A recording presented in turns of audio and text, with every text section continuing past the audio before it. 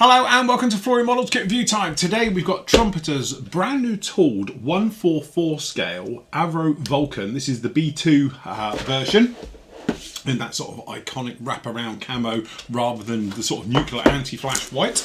As you can see, to be honest, this is one of those things that, like buses coming along, you know, Airfix have just announced their one, which you hopefully will see by the end of the year, and also got the smaller scale down here at 144. So 144, I think, is a nice little scale for this one, where you can have something a little bit bigger with the 1/72 with the upcoming Airfix version. Anyway, here we have it down in here. A little bit about it. So it's saying it's 20 centimeters by basically 21 centimeters, and there's 60 plus parts in the kit. Looking around on the box, there's not a great deal to see, as you can see. Got the markings just down in there. Kit number for this one is 03931. And again, round on the other side. Okay, so in the box we are greeted by the upcoming blurb sheet, is what I call it. We've got the instructions and we've got the kit.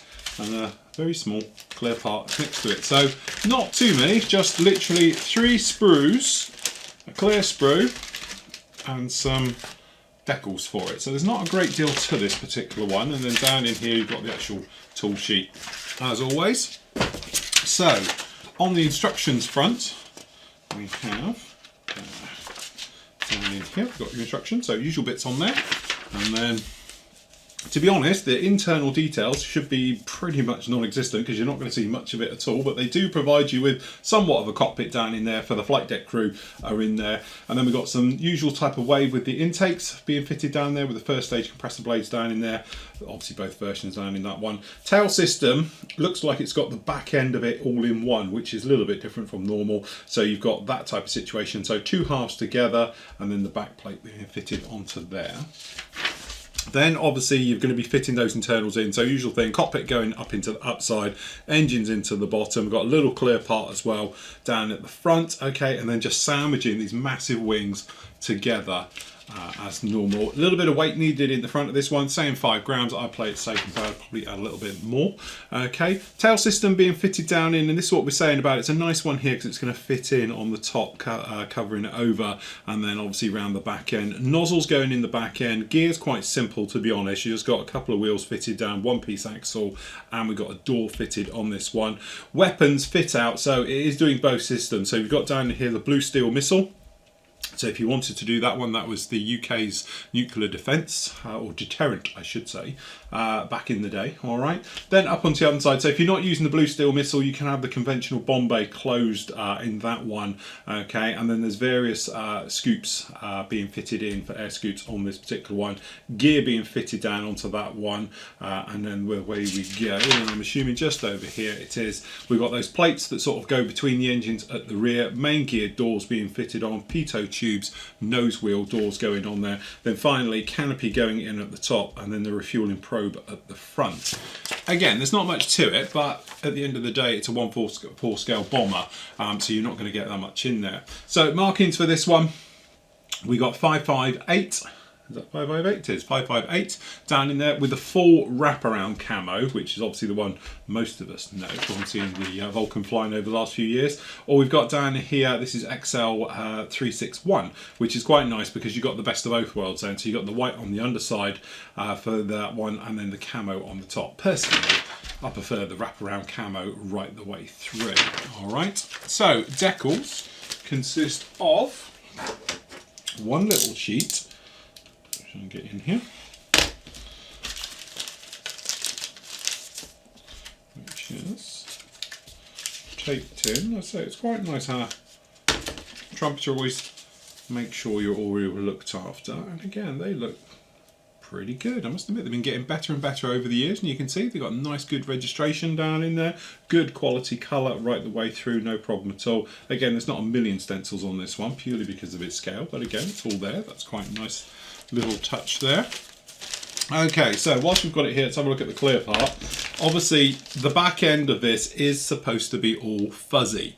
You know, at the end of the day it's only these tiny little areas at the front which look crystal clear to me, and the sort of portholes it has on the side, and actually they look pretty good, no problem, nice and clear as in. And then you've got this other little bit of glass down in here which fits down under the chin. Okay, so you've got that one in, again pretty acceptable, no problems. Right, so into the meat of it. Let's start on the interesting side, the upper side. All right, so open up the bag. So we've got a little bit of tape protecting the top of the cockpit, and then I do believe there's a little bit of detail just in up here. Okay, we will whip this off out of the way because I can't see past it. Okay, so we'll just undo that one. There we go. That's quite nice. All right, so stand up now, is it? There we go. Stand. Okay, so one piece top wing, which is really nice. So we don't have that normal seam line down in here like we get on the other ones, and you can probably see on there catching like some beautiful details on that one. Okay, and then when you move up to the close-up, you can probably see that's really very nice recessed details, and it does seem to be pretty much in scale. You're devoid of any riveting really on this one because you're not going to see it, not at this scale, but generally you're catching it in the light on the wings. You can see you've got all that detail we've come to expect. Okay, so that's very, very nice. Obviously it's all molded in control surfaces with this, none of this is separately molded, but again, beautifully done, very nice. And the shape up on the cockpit, it's a little bit difficult to see until you've got it together, but it looks pretty nice down in here. Okay, over on this side we've got the tail. So the tail, again, looking pretty good, no problem with that, some nice details.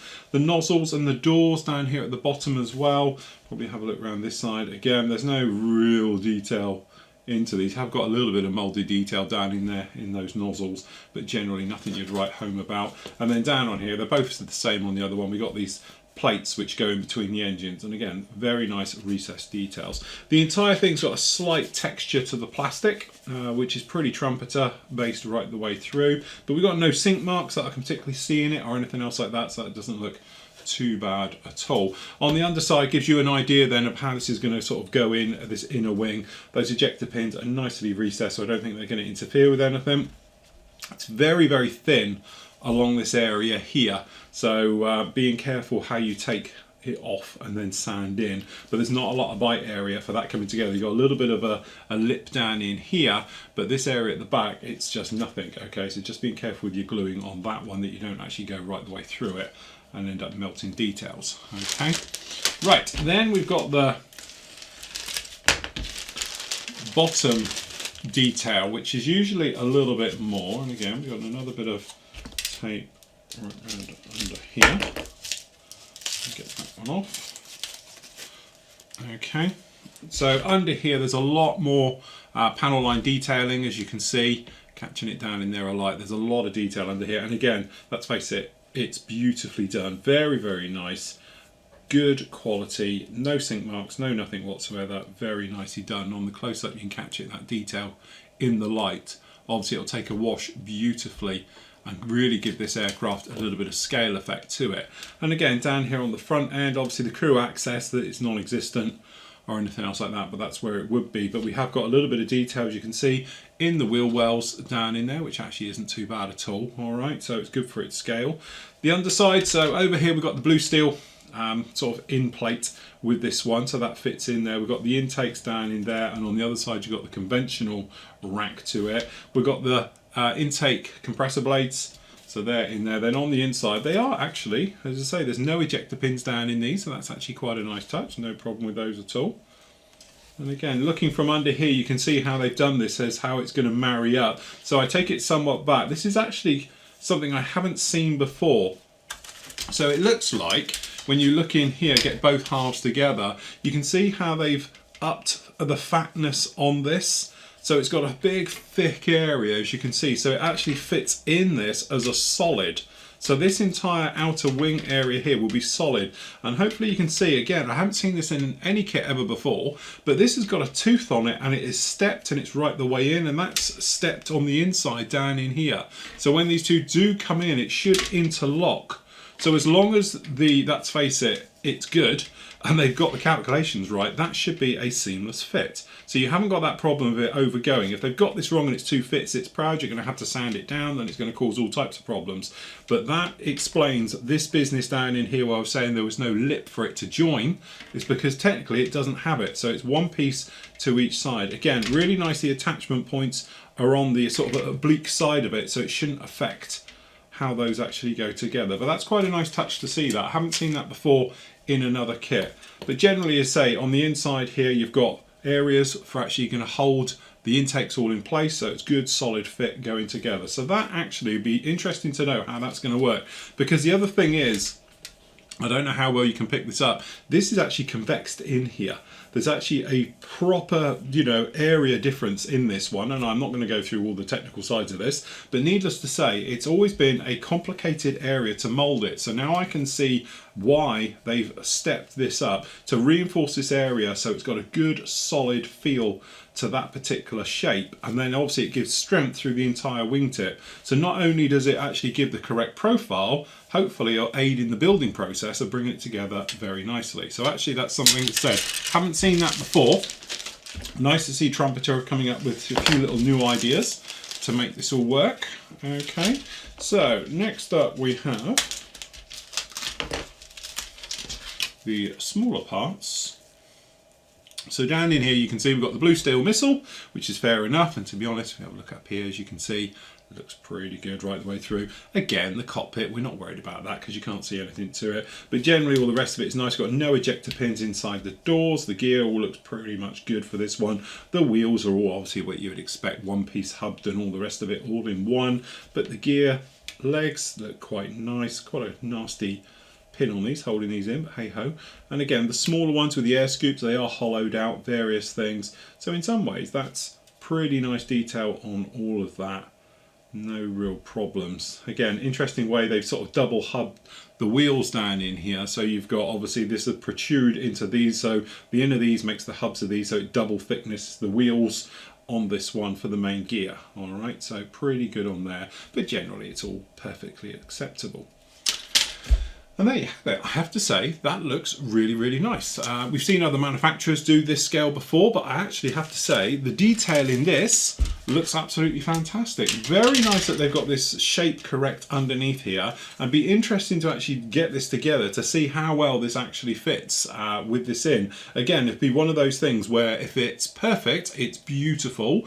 If it's too much, you're going to sand it, and then you can imagine going a little bit too far, then it's going to push in, and yeah, you're going to be into that situation. But generally, it's nice to see they've tackled that shape problem or the shape issue correctly, and made it fit in a certain way that it locks it together and brings it all together. So not only does it, as I say, reason for doing it, and also aid the modeler at the end of the day. Things that do that, gets my vote every single time. But there we go, that is the Avro Vulcan Mark II. It is available through the PM store as well, and I'll pop the link down below.